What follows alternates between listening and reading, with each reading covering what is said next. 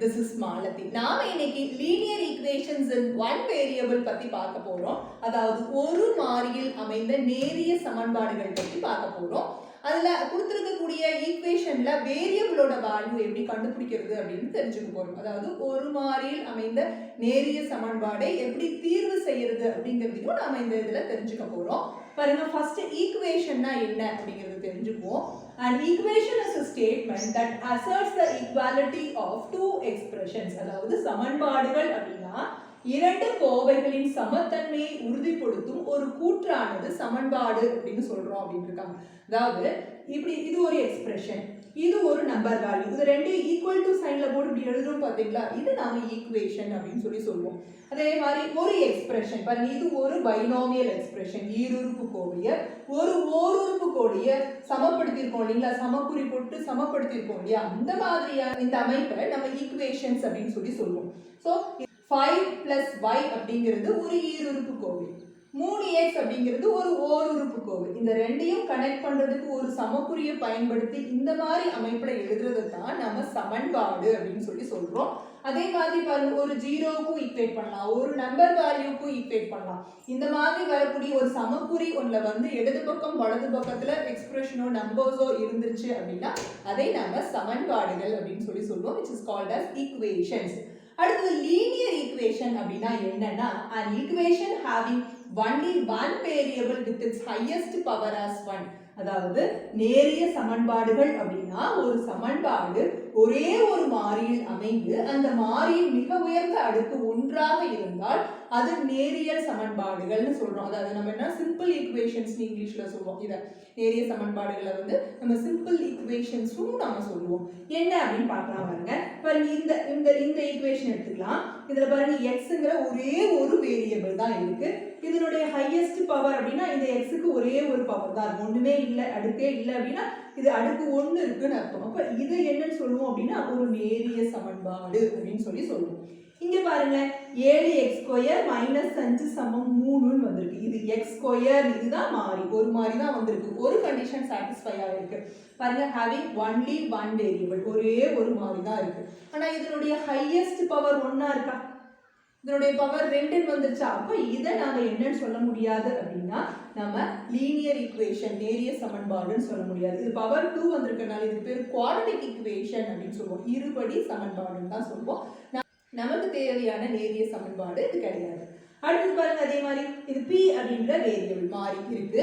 இதனுடைய பவர் என்னன்னு பாருங்க, 3ன்னு வந்திருக்கா, நமக்கு 1ன்னு வந்தாதான் அது நேரிய சமன்பாடு. இது 3ன்னு வந்திருக்கிறதுனால முப்படி சமன்பாடுன்னு தமிழ்லையும் இங்கிலீஷ்ல கியூபிக் ஈக்குவேஷன் சொல்லுவோம். அடுத்து பாருங்க, 6m + 2ன்னு ஒரே ஒரு வேரியபிள், ஒரே ஒரு மாறி தான் இருக்கு, அடுக்கும் 1ன்னு வந்துருச்சு. பட் சமக்குறியும் உள்ள ரைட் சைடு ஒண்ணுமே கிடையாது, அதனால இது சமன்பாடு அல்ல, நேரிய பல்லுறுப்பு கோவை வேணா நம்ம இதை சொல்லலாம், இது சமன்பாடுன்னு சொல்ல முடியாது. இங்க பாருங்க, n = 0 அப்படின்னு வந்திருக்கு, ஒரு ஈக்குவல் டு சைன் அப்படின்னு வந்திருக்கு ஈக்குவேஷனுக்கு. அப்புறம் ஒரே ஒரு வேரியபிள் n அப்படின்னு வந்திருக்கு, இதனுடைய அடுக்கு 1ன்னு வந்திருக்கு. ஸோ இது நமக்கு லீனியர் ஈக்குவேஷன் நேரிய சமன்பாடுன்னு சொல்ல முடியும். அதே மாதிரி பாருங்க, k is the only variable in this equation. அப்புறம் அதுக்கு பவர் 1, ஒண்ணுமே இல்லை அப்படின்னா 1 இருக்குன்னு தான் அர்த்தம். அப்ப இதுவும் நமக்கு என்னன்னா லீனியர் ஈக்குவேஷன் தான் சொல்லுவோம், அதாவது நேரிய சமன்பாடு அப்படின்னு சொல்லுவோம். இதுல பாத்தீங்கன்னா இது x⁻1, இதுக்கு y⁻1 இருக்கு. பட் வேரியபிள்ஸ் எத்தனை இருக்குன்னு பாருங்க, xன்னு ஒரு வேரியபிள், yன்னு ஒரு வேரியபிள், மொத்தம் 2 வேரியபிள் இருக்கு. இந்த மாதிரி 2 வேரியபிள் வந்துச்சு அப்படின்னா அதை நாம இந்த மாதிரி, அதாவது லீனியர் ஈக்குவேஷன் இன் 1 வேரியபிள்னு சொல்ல மாட்டோம், லீனியர் ஈக்குவேஷன் இன் 2 வேரியபிள்ஸ் அப்படின்னு தான் சொல்லுவோம். இதை லீனியர் ஈக்குவேஷன் நம்ம சொல்லலாம். பாருங்க, நமக்கு இங்க லீனியர் ஈக்குவேஷனா அப்படின்னு தான் கேட்டிருக்காங்க, ஒருபடி சமன்பாடுன்னு தான் கேட்டிருக்காங்க. அப்ப இது ஒருபடி சமன்பாடு தான், ஆனா இரு மாறியில் அமைந்த ஒருபடி சமன்பாடு அப்படின்னு நம்ம சொல்லுவோம். அதாவது லீனியர் ஈக்குவேஷன்ஸ் இன் 2 வேரியபிள்ஸ் அப்படின்னு நம்ம இதை சொல்லுவோம். அடுத்தது அதே மாதிரி பார்த்தா 5 + y = 3x அப்படின்னு இருக்கு. இதுல பாருங்க, yன்னு ஒரு வேரியபிள் இருக்கு, xன்னு இன்னொரு வேரியபிள், yன்னும் xன்னும் இரு மாறிகள் இருக்கு. அதனுடைய அடுக்கையும் செக் பண்றோம், இது 1, இதுவும் 1 அப்படின்னு தான் இருக்கு. So this is linear equation but in 2 variables. பார்த்தீங்களா, x y அப்படிங்கிற 2 மாறிகள் இருக்கிறதுனால இது ஒரு நேரிய சமன்பாடு தான், ஆனா இரு மாறியில் அமைந்த நேரிய சமன்பாடு அப்படின்னு நம்ம சொல்லுவோம். அடுத்து பார்க்கலாங்களா, p and qன்னு 2 வேரியபிள்ஸ் இருக்கு, ரெண்டோடைய அடுக்கும் நமக்கு 1 1ன்னு தான் வந்திருக்கு. அதுவும் ஒரு லீனியர் ஈக்குவேஷன் தான், but in 2 variables p and q அப்படிங்கிற ரெண்டு மாறிகளுடைய கூடிய இது நேரிய சமன்பாடு அப்படின்னு சொல்லுவோம். அடுத்தது சமக்குறியே இல்லை, அதனால அது சமன்பாடே கிடையாது. அப்ப என்னதான் இது அப்படின்னா இருபடி பல்லுறுப்புக்கோவைன்னு சொல்லலாம், குவாட்ரடிக் பாலினாமியல் அப்படின்னு வேணா இதை சொல்ல முடியும். ஸோ முதல்ல நம்ம ஈக்குவேஷன்ஸ் எல்லாம் என்ன எப்படி இருக்கும், ஈக்குவேஷன்ஸ்னா எப்படி இருக்கும், பாலினாமியல்ஸ்னா எப்படி இருக்கும், லீனியர்னா என்ன, லீனியர் இன் 1 வேரியபிள்னா என்ன, லீனியர் இன் 2 வேரியபிள்னா என்ன அப்படிங்கிறத இந்த ட்ரைபீஸ் மூலமா தெரிஞ்சுக்கிட்டோம் இல்லைங்களா. ஸோ லீனியர் ஈக்குவேஷன்ஸ் இன் 1 வேரியபிள் அப்படின்னா எப்படி இருக்கணும் அப்படின்னா பாருங்க, இந்த மாதிரி ஒரே மாறி இருக்கணும், அப்புறம் அந்த மாறியோட அடுக்கு ஒன்னா மட்டும்தான் இருக்கணும், அப்புறம் ஒரு சமக்குறியோடு அமைந்த இந்த மாதிரி அமைக்கூடியது தான் நம்ம லீனியர் ஈக்குவேஷன் இன் 1 வேரியபிள் அப்படின்னு சொல்லுவோம். அப்ப இந்த லீனியர் ஈக்குவேஷன்ல இந்த எக்ஸோட வேல்யூவை ஈஸியா எப்படி கண்டுபிடிக்கிறதுன்னு ரெண்டு மெத்தட்ஸ் நமக்கு இருக்கு, அதை நம்ம பார்க்கலாம். ஆக்சுவலா இந்த லீனியர் ஈக்குவேஷன்ஸ் இன் 1 வேரியபிள சால்வ் பண்றதுக்கு நமக்கு ரெண்டு மெத்தட்ஸ் இருக்கு, டூ அன்டு மெத்தட் ஒன்று, இன்னொன்று டிரான்ஸ்போசிஷன் மெத்தட் அப்படின்னு. அதாவது நமக்கு இந்த ஒரு மாறியில் அமைந்த நேரிய சமன்பாடை தீர்வு செய்யறதுக்கு இரண்டு முறைகள் உண்டு. ஒரு முறை செயல் எதிர் செயல் முறை அப்படின்னும், இன்னொன்று இடமாற்று முறைனும் ரெண்டு முறைகள் இருக்கு. நம்ம இந்த எக்ஸாம்பிள் 3.30ல இருக்கக்கூடிய சம்ல நம்ம ரெண்டு மெத்தடையும் அப்ளை பண்ணி எப்படி இதை சால்வ் பண்றதுன்னு பார்க்கலாம். Solve the equation x minus 7 is equal to 6. அதாவது x minus 7 சமம் 6 என்ற சமன்பாட்டை தீர்க்கன்னு இருக்காங்க. நம்ம do and do method செயல் எதிர் செயல் முறையை பயன்படுத்த போறோம். ஃபர்ஸ்ட் ஈக்குவேஷன் எடுத்து எழுதிக்கிறோம். x minus 7 சமம் 6. நமக்கு கொடுத்திருக்கிற equation x minus 7 is equal to 6. இதுல இந்த unknown, அதாவது இந்த மாறி x உடைய மதிப்பை தான் கண்டுபிடிக்கணும் இல்லைங்களா. சோ இந்த x ஓட வேல்யூ கண்டுபிடிக்கணும்னா x மட்டும் லெஃப்ட் சைடுல இருக்கணும், மத்ததெல்லாம் ரைட் சைடுல இருக்கணும். அப்படின்னா இந்த 7 இந்த இடத்துல இருக்க கூடாது அப்படின்னு அர்த்தம் இல்லைங்களா. அப்போ இது கூட என்ன பண்ணா நமக்கு இந்த x மட்டும் இருக்கும் அப்படின்னா -7 கூட அதனோட அடிட்டிவ் இன்வர்ஸ் ஆன +7 கூட்டல் நேர்மாறான கூட்டல் 7 நாம இது கூட ஆட் பண்ணோம்னா இந்த 7 காணாம போயிடும் இல்லைங்களா. என்ன இடது பக்கம் பண்றோமோ அதை வலது பக்கமும் பண்ணுவோம். ஏன்னா பாருங்க, ஈக்குவேஷனுக்கு இந்த பக்கம் இருக்கிறத லெஃப்ட் ஹேண்ட் சைடும் இந்த பக்கம் இருக்கிறத ரைட் ஹேண்ட் சைடுன்னு சொல்லுவோம். இது இடது கை பக்கம், இது வலது கை பக்கம். ஸோ இடது கை பக்கத்துல என்ன பண்றோமோ அதே வேலையை வலது கை பக்கமும் நாம பண்ணணும் அப்படிங்கிறது அர்த்தம். ஸோ இப்போ எக்ஸ் போட்டோமா, இப்போ இந்த -7 போகணும் அப்படின்னா இதனோட அடிட்டிவ் இன்வர்ஸ் ஆன +7 இது கூட ஆட் பண்றோம் அப்படின்னா அதே விஷயத்த ரைட் சைடு பண்ணணும். இங்க என்ன நம்பர் ஆட் பண்ணாலும் இங்க ஆட் பண்ணணும், இங்க என்ன சப்ராக்ட் பண்ணாலும் இங்க அந்த நம்பரை சப்ராக்ட் பண்ணணும். இங்க நாம பாருங்க -7க்கு பக்கத்துல புதுசா இந்த +7 அப்படிங்கிற நம்பரை ஆட் பண்ணிருக்கோம், அதே தான் ரைட் சைடுலயும் நம்ம பண்றோம். இப்போ பாத்தீங்கன்னா இந்த +7க்கும் -7 becomes 0. அப்ப என்ன மட்டும் பாக்கி இருக்கும்னா x மட்டும் பாக்கி இருக்கும். இங்க இது ரெண்டையும் ஆட் பண்ணிடுவோம், ஏன்னா ரெண்டும் பாசிட்டிவ் சைனா இருக்கிறதுனால ரெண்டையும் கூட்டிக்குவோம். 6யும் 7யும் கூட்டினா 13 அப்படின்னு இந்த எக்ஸோட வேல்யூ கிடைக்குது. இதுதான் டூ அண்ட் டூ மெத்தட்னு சொல்லுவோம், செயல் எதிர் செயல் முறை அப்படின்னு சொல்லுவோம். அதே மாதிரி பாருங்க, இப்போ 3x = 51 அப்படின்ற ஈக்குவேஷனை சால்வ் பண்ண சொல்லியிருக்காங்க. அப்போ நம்ம அதை முதல்ல எடுத்து எழுதிக்கிறோம். 3x சமம் 51 அப்படின்னு. இங்க 3x அப்படின்னா 3 பெருக்கல் x அப்படின்னு அர்த்தம், 3 multiplied by x அப்படின்னு அர்த்தம். சோ பாருங்க, 3 into x equal to 51 அப்படின்னு இதுக்கு இடையில என்ன ஆபரேஷன் என்ன செயல்பாடுன்னு கண்டுபிடிச்சு போட்டிருக்கோம். இப்போ இந்த x மட்டும் தான் இடது பக்கம் இருக்கணும், வலது பக்கம் வெறும் நம்பரா இருக்கணும், அப்பதான் அதனோட x ஓட மதிப்பை கண்டுபிடிக்க முடியும்னு உங்களுக்கு தெரியும். இப்போ 3 into x இருக்கும்போது இந்த 3 காணாம போகணும் அப்படின்னா இதனுடைய ஆப்போசிட், இன்டூவோட ஆப்போசிட் ஆபரேஷன் என்ன, எதிர் செயல் என்ன அப்படின்னா வகுத்தல். இங்க கூட என்ன நம்பர் இருக்கோ அதால வகுக்கணும் அப்படின்னு அர்த்தம். இப்போ இங்க வந்து x கூட 3 இருக்குன்னா அதே 3ஆல வகுத்தோம்னா பாருங்க, 3க்கு 3 கேன்சல் ஆகி வெறும் x மட்டும் தனியா இருக்குமா. அதே தான் இடது பக்கம் பண்ற அதே விஷயத்த நம்ம வலது பக்கமும் பண்ணணுமா, இங்க பண்ணணும்ல, +7 போட்டா இங்க +7 போட்டோம்ல, அது மாதிரி /3 போட்டா ரைட் சைட்லயும் /3 போடணும். போட்டாச்சு பாருங்க, இந்த 3க்கும் இந்த 3க்கும் 3 1s are 3 3க்கும் 3க்கும் போயிடுச்சு. ஸோ இங்க வெறும் x மட்டும் தான் இருக்கு. இங்க 51 3ஆல டிவைட் பண்ணுங்க, 3 1s are 3 மிச்சம் 2 வருங்களா. அப்புறம் 7 வாட்டி 21, x ஓட வேல்யூ நமக்கு 17 அப்படின்னு கிடைச்சிருச்சு. பாத்தீங்களா, x இன் மதிப்பு 17 அப்படின்னு நமக்கு இங்க கிடைக்குது. ஓகேங்களா? இந்த முறைக்கு பேரு தான் டூ அண்ட் டூ மெத்தட், செயல் எதிர் செயல் முறை அப்படின்னு சொல்லிட்டு. ஆனா இந்த சம்ஸையே நம்ம என்ன பண்ண போறோம்னா டிரான்ஸ்மிஷன் மெத்தட்லயும் பண்ண போறோம். எப்படின்னு பார்க்கலாம் வாங்க. இடமாற்று முறை. சோ இதே சம்ம நம்ம டிரான்ஸ்மிஷன் மெத்தட்ல எப்படி பண்றதுன்னு பார்க்கலாம் வாங்க. இடமாற்று முறை அப்படின்னு அதை தமிழ்ல சொல்லுவோம். ஃபர்ஸ்ட் கேள்வி x மைனஸ் 7 சமம் 6, x மைனஸ் 7 ஈக்குவல் டு 6. இப்போ இங்கே நாம என்ன கண்டுபிடிக்கணும் அப்படின்னா எக்ஸோட வேல்யூ கண்டுபிடிக்கணும் அப்படின்னு அர்த்தம். அப்போ லெஃப்ட் ஹேண்ட் சைடு இது இடது கை பக்கம், இது வலது கை பக்கம் இல்லைங்களா? லெஃப்ட் ஹேண்ட் சைடு, இது ரைட் ஹேண்ட் சைடு. இப்போ லெஃப்ட் ஹேண்ட் சைடுல இருந்து ஒரு விஷயம் ரைட் ஹேண்ட் சைடு போனாலும் சரி, இல்ல ரைட் ஹேண்ட் சைடுல இருந்து ஒரு நம்பரை லெஃப்ட் ஹேண்ட் சைடு எடுத்து வந்தாலும் சரி, நம்ம என்ன பண்ண போறோம் அப்படின்னா அதனுடைய ஆபரேஷனை ஆப்போசிட்டா கொண்டு போகணும்னு அர்த்தம். இங்க பெருக்கலா இருந்தா வலது பக்கம் வகுத்தலா கொண்டு போகணும், இங்க கூட்டலாக இருந்தா வலது பக்கம் கழித்தலா கொண்டு போகணும், இங்க கழித்தலாக இருந்தா அங்க கூட்டலா கொண்டு போகணும், இங்க வகுத்தலா இருந்தா அங்க பெருக்கலா கொண்டு போகணுங்கிற விஷயம் மட்டும் மைண்ட்ல வச்சுக்கிட்டாவே போதும். இப்ப பாருங்க, நமக்கு இந்த x மட்டும் தான் இங்க இருக்கணும், எழுதிட்டோம். அதே போல இந்த சமக்குறியும் போட்டுக்கிட்டோம், இந்த ஆறும் எழுதிட்டோம். இதுல எது ரெண்டும் ஒத்த உறுப்புகள் அப்படின்னு பார்த்தா லைக் டேர்ம்ஸ் பார்த்தா இந்த 7ம் 6 தான் லைக் டேர்ம்ஸ். நமக்கு எக்ஸோட வேல்யூ தான் கண்டுபிடிக்கணும் அப்படிங்கும்போது இந்த 7 தான் அங்க தூக்கிட்டு போகணும் அப்படிங்கிறது நமக்கு தெரியும். இங்க 7 எப்படி இருக்குன்னு பார்த்தா -7 இருக்கு. ஸோ ரைட் சைட் கொண்டு போகும்போது +7 ஆயிருங்களா? அப்போ -7ங்கிறது வலது பக்கம் போகும்போது +7 மாறிடும். அப்போ கூட்டுங்க, 6 7 ஒரே குறியில இருக்கனால அப்படியே கூட்டிக்கலாம். எக்ஸோட மதிப்பு 13 அப்படின்னு சொல்லி நமக்கு கிடைக்குது. ஓகேங்களா?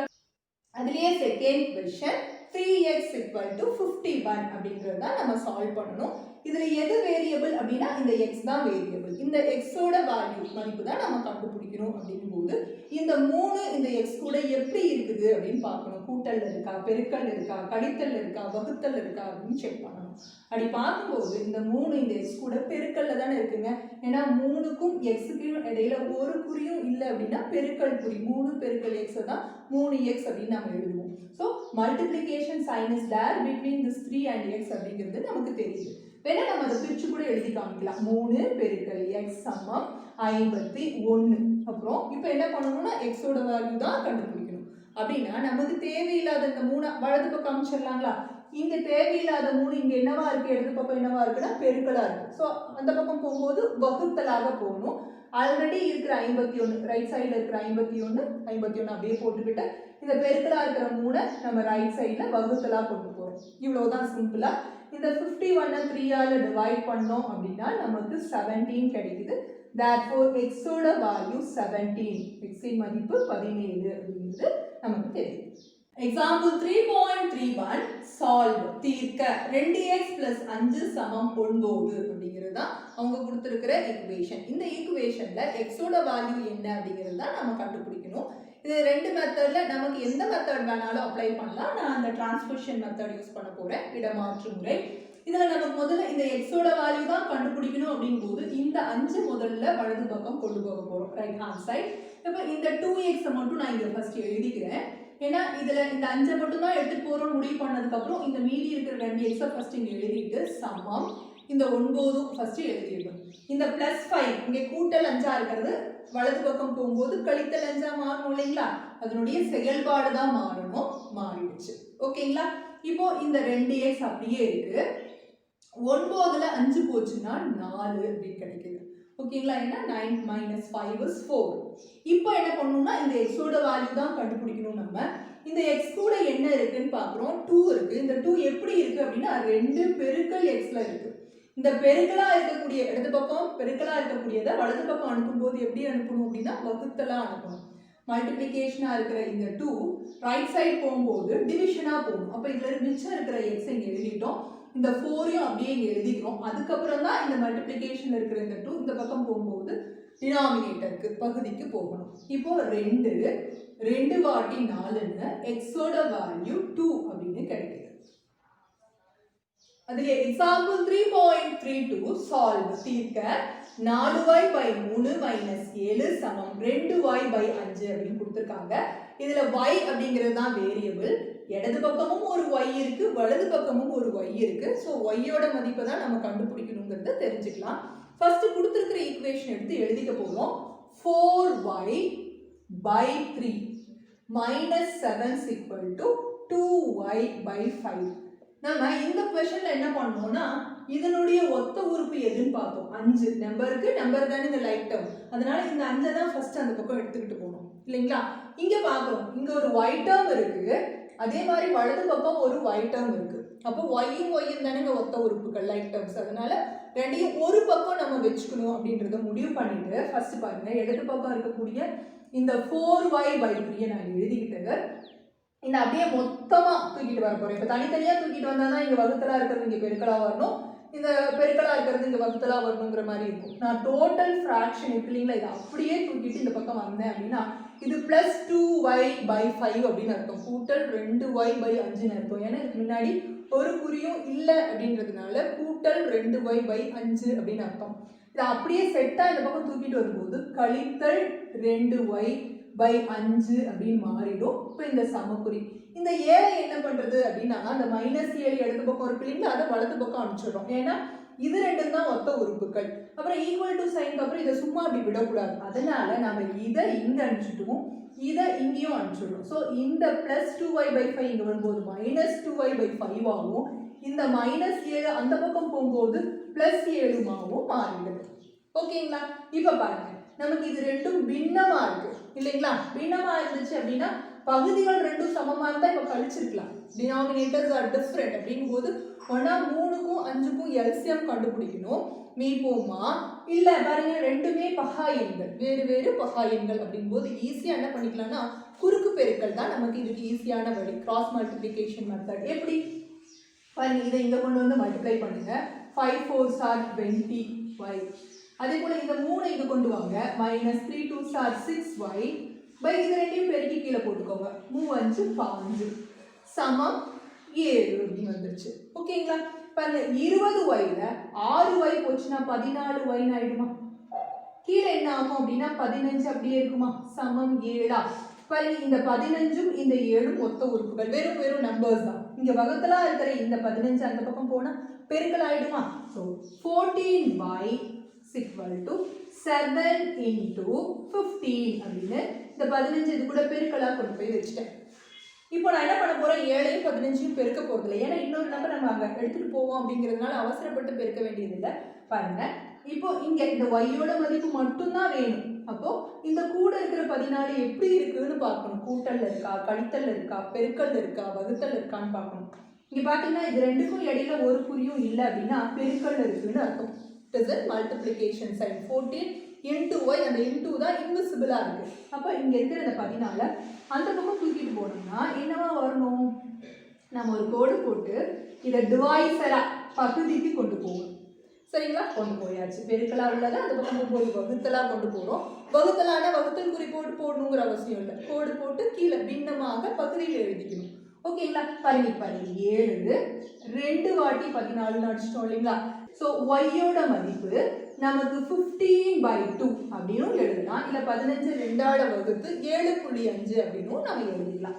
ஸோ ஒய்யோட வேல்யூ நமக்கு இந்த கொஷனில் 15/2 அப்படின்னு கிடைக்கும்.